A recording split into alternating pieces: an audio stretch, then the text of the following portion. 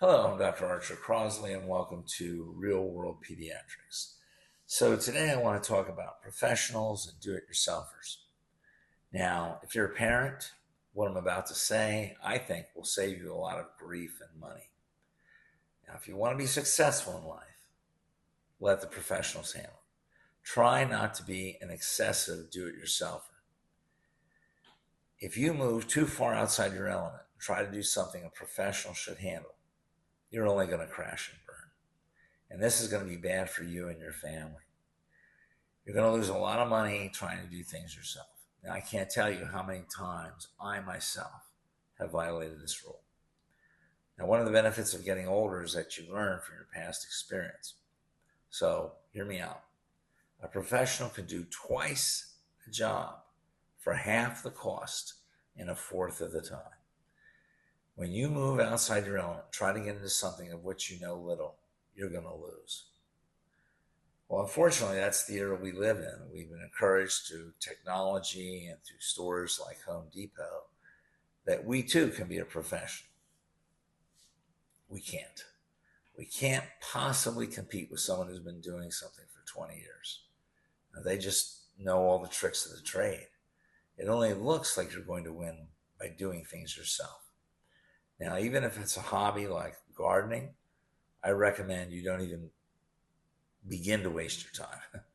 The only way you should waste your time is if you enjoy doing it and if it's something you're passionate about. But if you're just getting into it because you read a book or you saw some video on YouTube, I don't recommend it. Before you start a garden, and of course this can apply to any hobby, ask yourself this: do I want to grow tomatoes, or do I just want a tomato? Now, recently, one of my friends started a garden. Everything died.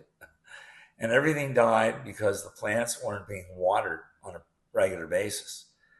And that's the problem with doing things yourself. You have to attend to them. Now, sometimes we're just in love with this romantic idea of us being able to do certain things like gardening. We don't really want to garden. We just like the idea of us being a gardener. So after my friend's garden died, I bought him a book on gardening, and I bought myself the same book because I had this romantic idea that I could start a garden. Now, after I read the book, I realized that there was no way I was going to start a garden. I quickly understood that gardening was a science, and so is everything else in this day and age. It's not just a matter of putting soil down and throwing some seeds in it. It's a full-time occupation. You got to know a million things to make that garden grow properly.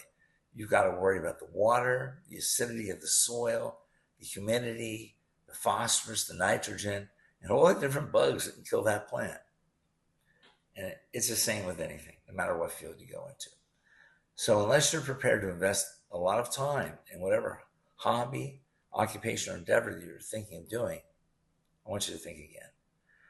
You'll save yourself a lot of grief by hiring a professional, and you won't save any money by trying to do it yourself if you're not qualified.